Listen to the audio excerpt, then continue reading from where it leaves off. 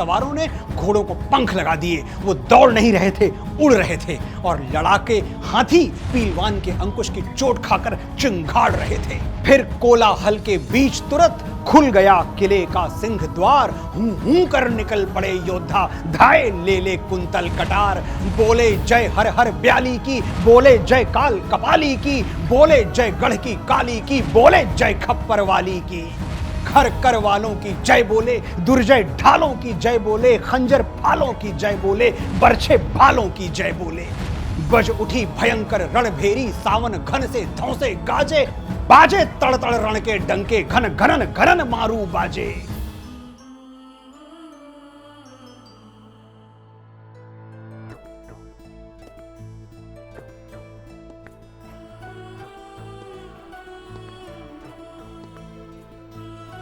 नमस्कार, मैं हूं मनोज मुंतशिर और आज प्रस्फुटित होगी जौहर की तीसरी चिंगारी।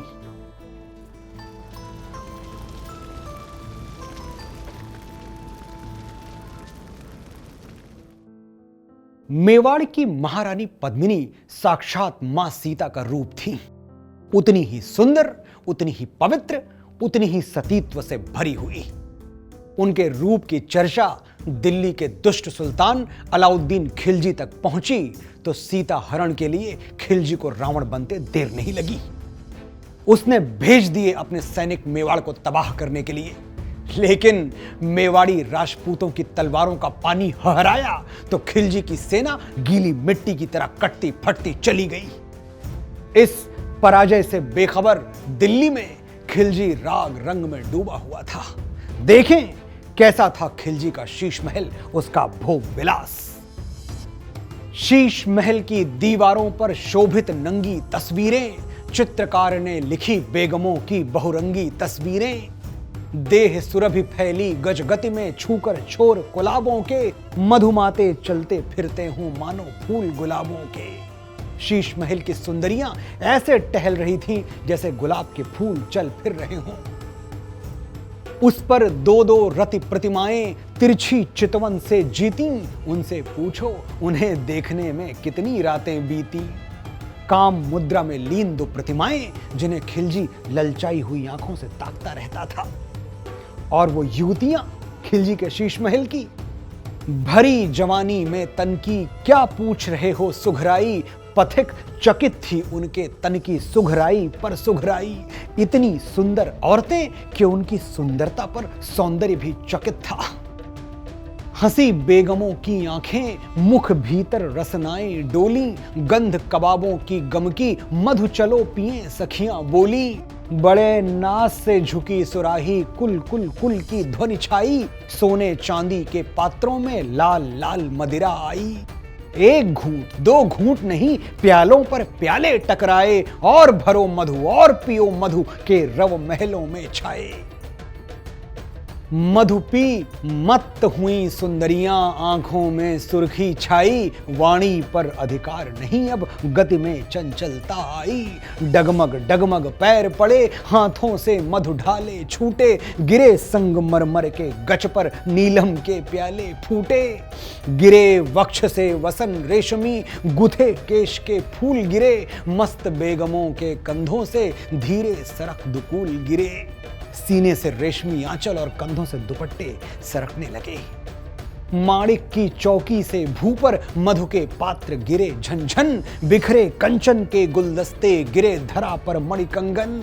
मदिरा गिरी बही अवनी पर, हंसी युवतियां मतवाली। कमरे के गिर शीशे टूटे, बजी युवतियों की ताली। नीलम मणि के निर्मल गच पर गिरी सुराही चूर हुई। कल कल से मूर्छित खिलजी की कुछ कुछ मूर्छा दूर हुई।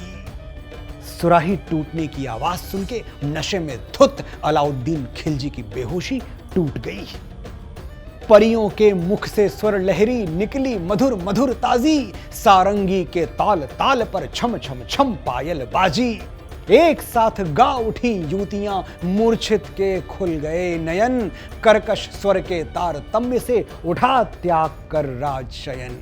नाच गाने की आवाज सुन के खिलजी अपना बिस्तर छोड़ के उठ गया और उठते ही उसने सिर्फ 3 चीजें मांगी, शराब, पानी और पद्मिनी रानी। बोला कहां मधुर मदिरा है, कहां घूंट भर पानी है, कहां पद्मिनी, कहां पद्मिनी, कहां पद्मिनी रानी है।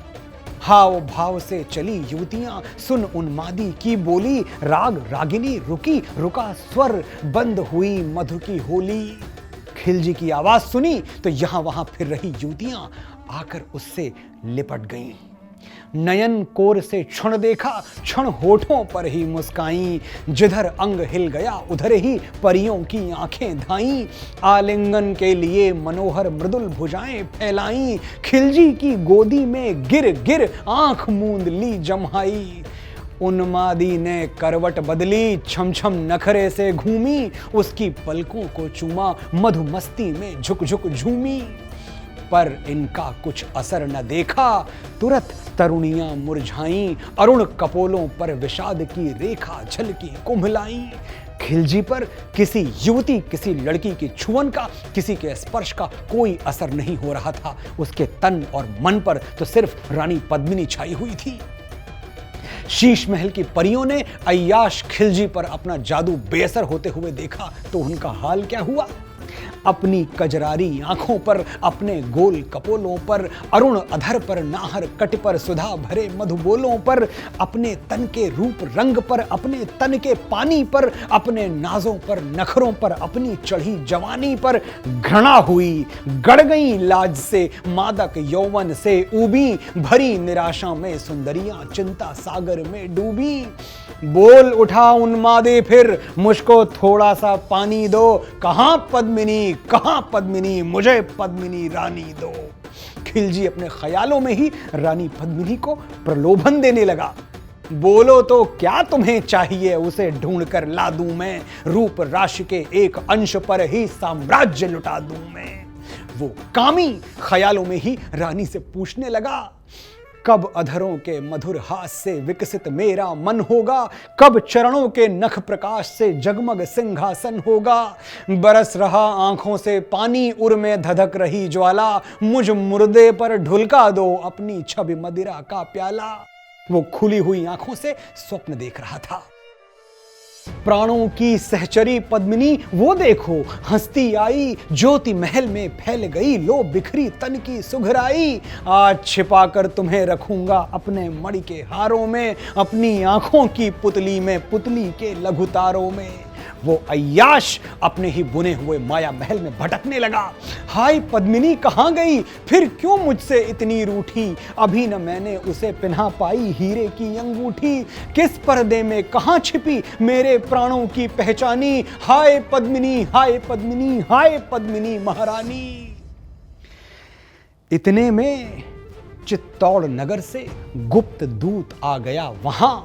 उन्मादी ने आंखें खोली, भगी युवतियां जहां तहां। बड़े प्रेम से खिलजी बोला, कहो यहां कब आए हो, दूर देश चित्तौड़ नगर से समाचार क्या लाए हो।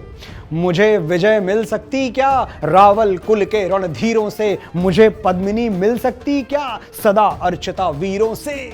सुनो पद्मिनी के बारे में चुप न रहो, कुछ कहा करो, जब तक पास रहो उसकी ही मधु मधु बातें कहा करो। किया दूत ने नमस्कार, फिर कहने को रसना डोली, निकल पड़ी अधरों के पथ से विनय भरी मधुमय बोली। जहां आप हैं वहीं विजय है, जहां चरण सुख स्वर्ग वहीं, जहां आप हैं वहीं पद्मिनी, जहां आप अपवर्ग वहीं। अपवर्ग यानी मोक्ष, जहां आप हैं सुल्तान वहीं मोक्ष है। अभी आप इंगित कर दें, नक्षत्र आपके घर आवें, रखा पद्मिनी में क्या नभ से सूरज चांद उतर आवें।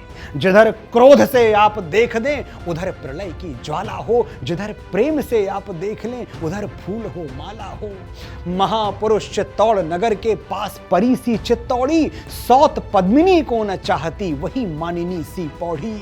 उसकी लेकर मदद आप चाहें तो पहने जयमाला, उससे ही खिंच आ सकती है गढ़ की प्रभा रतन बाला।